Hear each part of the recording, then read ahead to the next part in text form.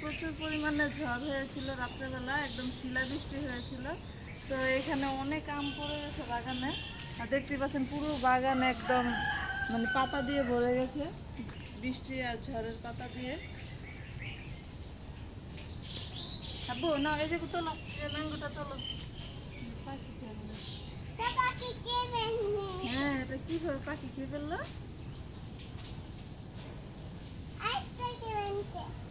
হ্যাঁ, আসো আম্মুর সাথে আসো, আমগুলো কুড়িয়ে নাও।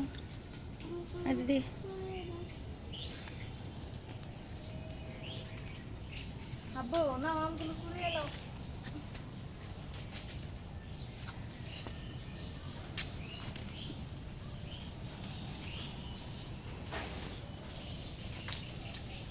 তো বন্ধুরা, যে পুরো একদম ফেটে গেছে আমগুলো।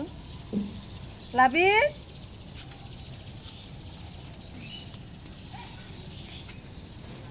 সবগুলো আমি কাঁচা কাঁচা কাঁচা আমগুলো সব পড়ে গেছে, পাকা আম পড়েনি একটা।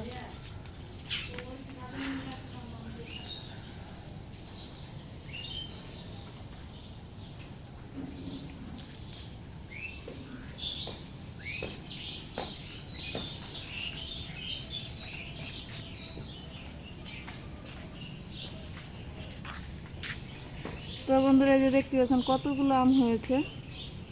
তো যখন আমগুলো একদম ছোট ছিল তখন আরো অনেকগুলো আম পড়ে গেছে। তো এখন গাছে তেমন একটা আম নেই, তারপরে এখান থেকে আবার এগুলো পড়ে গেছে। এই আমটা কতটা বড়, আরো বড় হতো, তারপরে পড়ে গেছে এটা।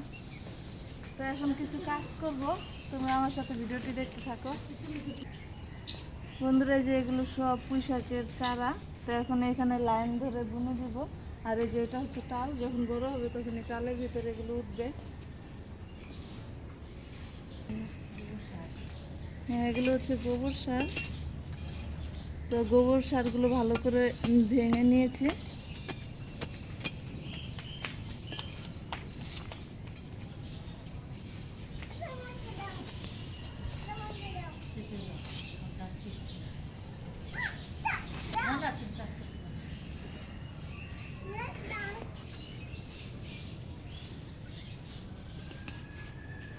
লাগছে একটু দিক, কিন্তু জায়গা ছিল এই যে।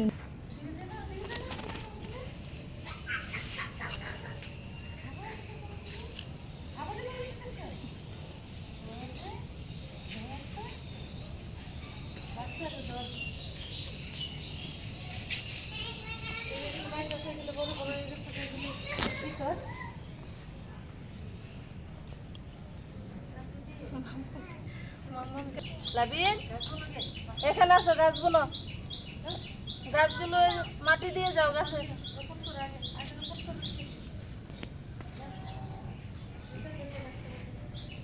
তো বন্ধুরা, এই গোবর সারটা দেওয়াতে মানে গাছগুলো অনেক দ্রুত হবে। আর অন্য সার তো আসলে আমরা যেহেতু এটা বাসায় চাষ করতেছি, তো অন্য সার দিব না।